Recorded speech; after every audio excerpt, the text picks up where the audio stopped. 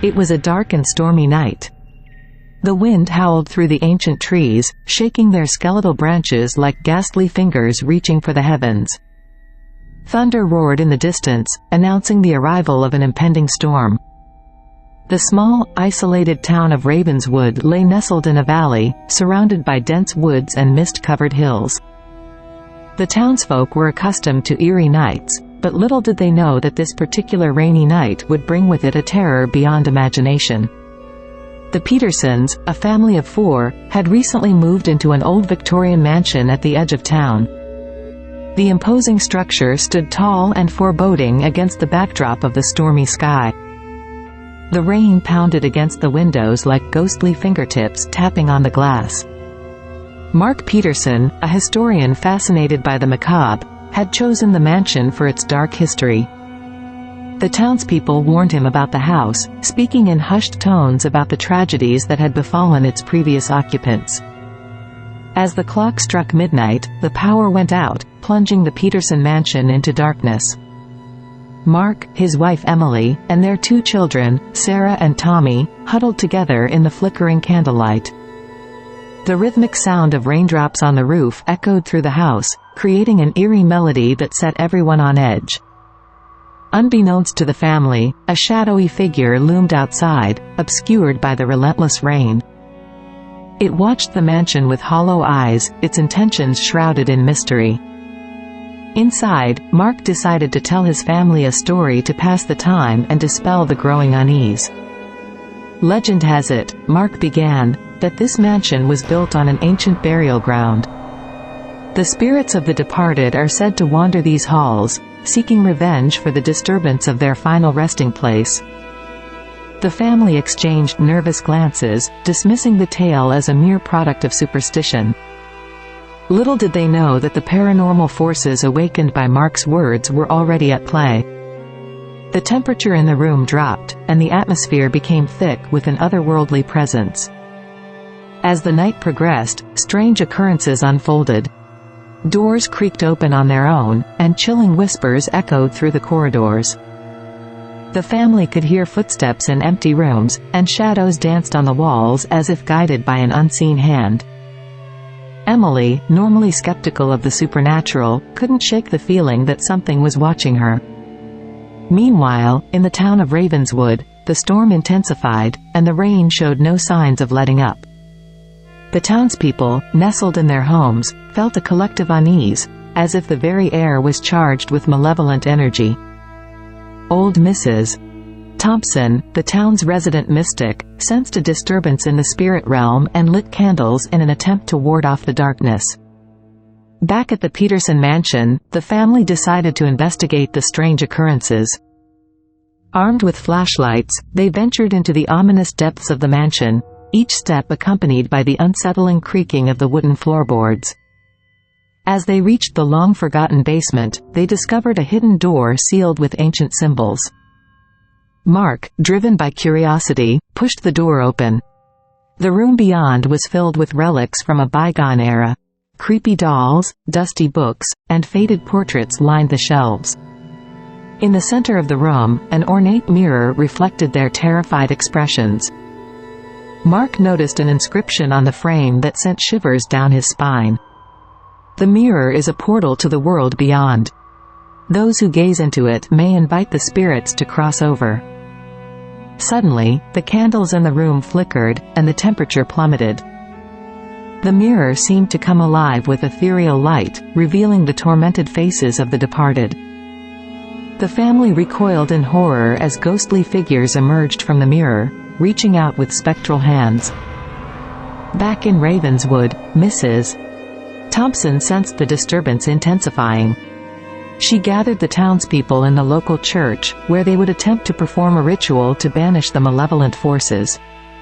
As the storm raged outside, the townsfolk chanted ancient incantations, their voices harmonizing with the howling wind. Back at the Peterson mansion, the family struggled against the relentless spirits that now roamed freely.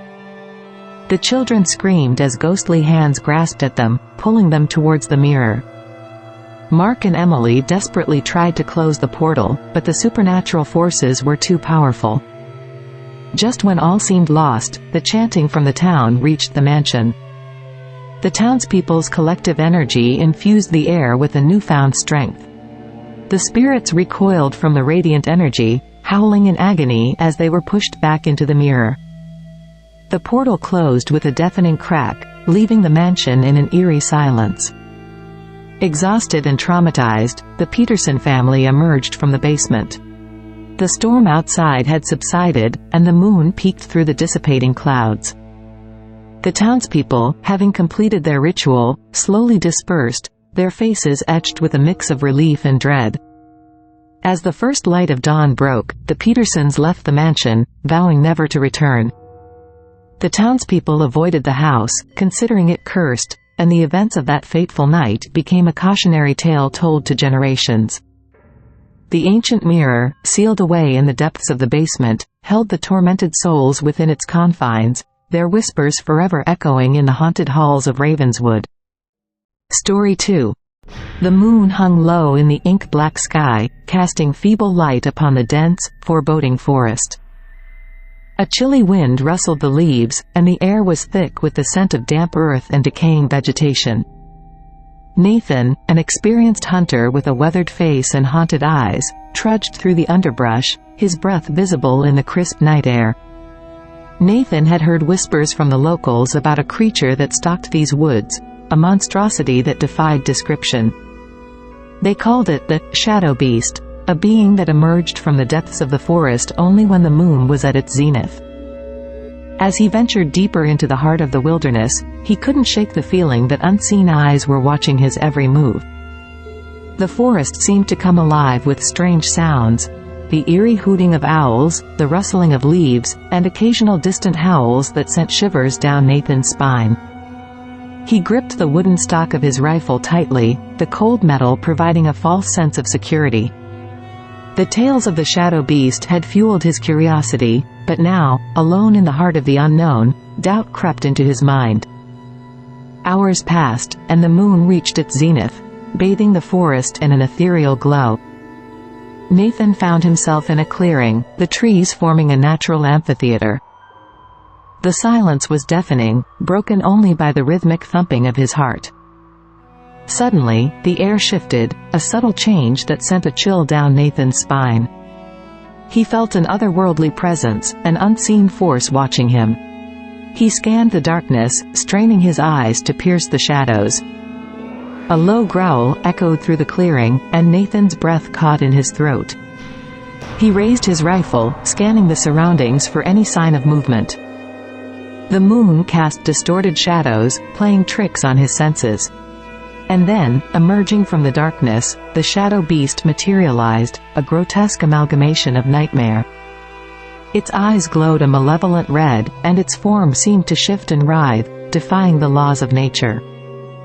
The creature's silhouette resembled a distorted mix of bat and wolf, with leathery wings and razor-sharp claws. Nathan's hands trembled as he struggled to maintain his composure. The creature circled Nathan, its movements fluid and unpredictable. Each step it took left an imprint on the forest floor, a mark of its otherworldly presence. Nathan's rational mind grappled with the surreal scene before him, questioning the very fabric of reality. The Shadow Beast lunged, and Nathan's instincts kicked in. He fired his rifle, the deafening shot echoing through the silent forest. The creature recoiled, letting out an unearthly screech. Nathan retreated, firing again and again as the creature closed the distance. The air filled with the acrid scent of gunpowder and the metallic tang of fear. But the Shadow Beast was relentless. It moved with a supernatural grace, dodging bullets with preternatural agility. Nathan's panic intensified as he realized the futility of his efforts. The forest seemed to close in around him, the trees twisting and contorting as if mocking his struggle. In a desperate attempt to escape, Nathan stumbled backward, his foot catching on a gnarled root. He fell to the ground, the rifle slipping from his grasp. The Shadow Beast loomed over him, its eyes glowing with an insatiable hunger. As the creature prepared to strike, a sudden flash of silver sliced through the air. a figure emerged from the shadows, clad in dark, tattered robes. A silver blade gleamed in their hand, and they moved with a fluidity that mirrored the creature itself. The newcomer faced the shadow beast, a silent understanding passing between them. Nathan, dazed and bewildered, watched as the mysterious figure engaged in a dance of survival with the otherworldly creature. The clash of silver against darkness resonated through the clearing, a battle between forces beyond mortal comprehension. The struggle seemed to stretch into eternity, but eventually, the shadow beast faltered.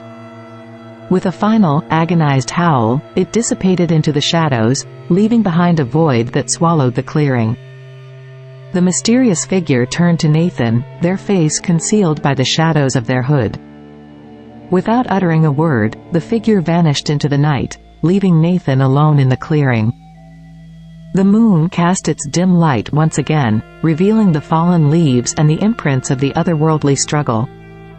The forest, though quieter now, still retained an air of unease. Nathan, shaken to his core, picked up his rifle and stumbled out of the clearing. He emerged from the woods with a tale that would be met with skepticism and disbelief. The whispers of the shadow beast persisted, carried by the wind through the haunted trees. And so, the mysterious figure in the tattered robes continued their silent vigil, watching over the forest and standing as the last line of defense against the horrors that lurked in the shadows. The tales of the shadow beast became a cautionary legend among hunters, a reminder that some mysteries were best left undisturbed in the heart of the ancient, enigmatic woods.